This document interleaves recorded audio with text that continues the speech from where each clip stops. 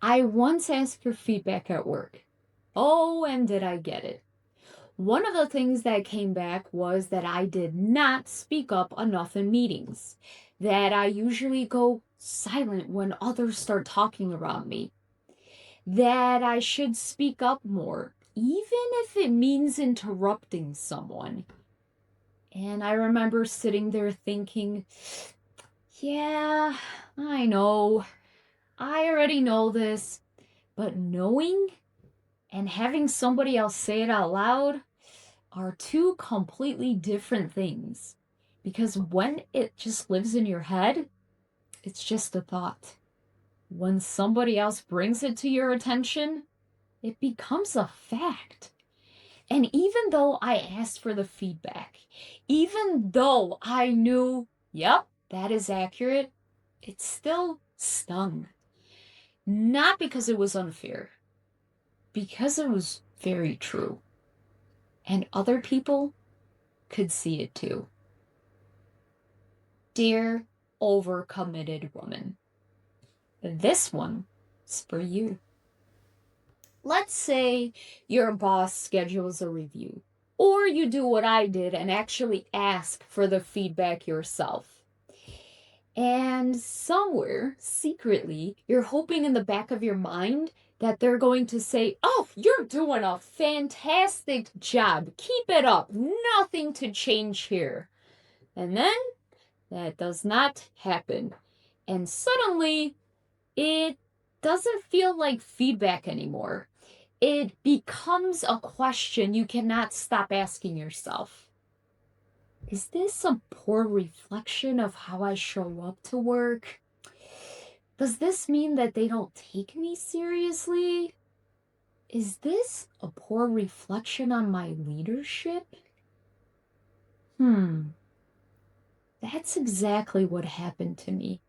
That one piece of feedback about speaking up, and of course, my brain takes it to the extreme and goes to the worst possible interpretation, not, well, this is something we could work on, but this is exactly the proof I needed. I am not enough. I am not a good worker. This is not an attack on my work, but it felt like one. And I want you to think about why exactly that happens, because this is not random. It is actually pretty predictable. When you have fully devoted all your time to showing up and delivering at 100%, your work becomes very personal. It has to. You cannot give that much of yourself to something and then keep it at arm's length. So when someone points out that gap, even if it's a small one, even if it's a kind one, it does not feel like a note on your work. It feels like a note on you. And that's where the trap begins. Because the feedback was never about who you are, it was just something about what they saw. And those are different. And here's the thing that no one talks about: the women who ask for feedback are actually the brave ones. Most people, they don't even bother asking. They would rather stay in their comfort bubble than risk sitting in this uncomfortable feeling afterwards. You asked, that puts you already ahead. Feedback is a gift, they say. Right. So is fruitcake, and let me tell you, nobody wants it either. But joking aside, here's the thing. Honestly, feedback is a real gift. You just have to be willing to open it. That is what happens when you care deeply about how you show up. You ask for feedback because you wanted to grow.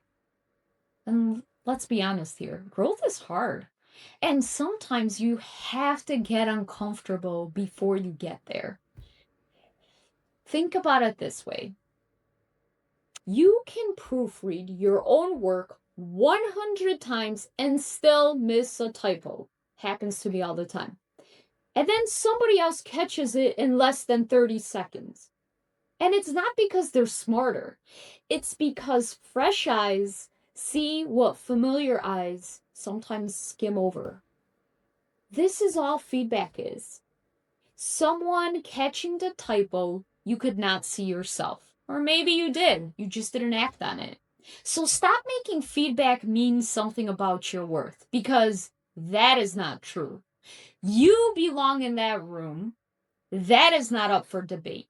What is up for debate is rather, are you willing to use that information in front of you to get better? The women I work with who struggle most with feedback are usually the ones that are high performers and have been for years.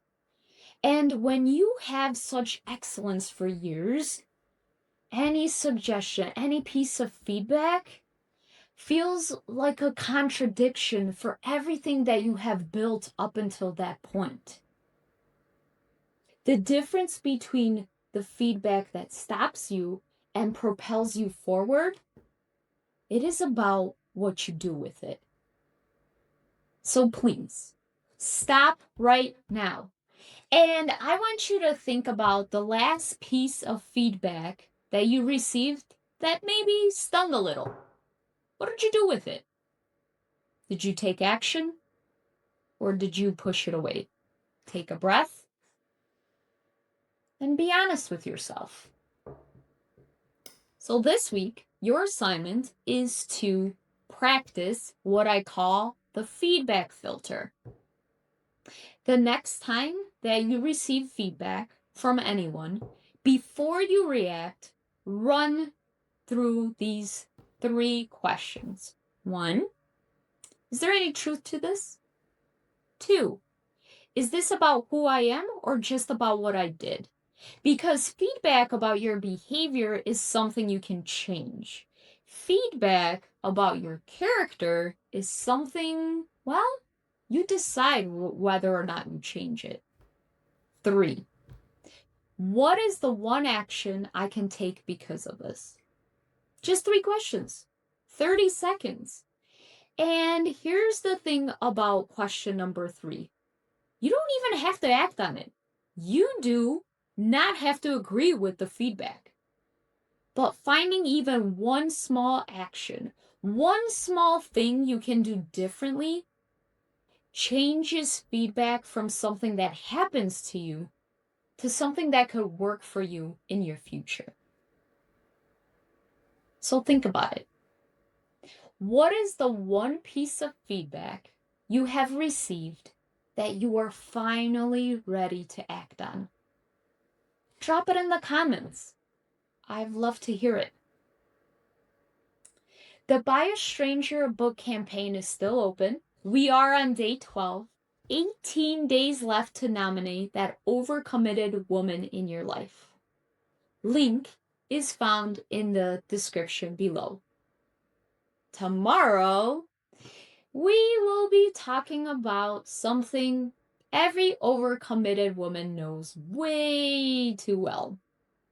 You are exhausted all day, and the moment that you lay your head on the pillow, your brain decides, this is the perfect time to review something that happened in 2019. I will see you then.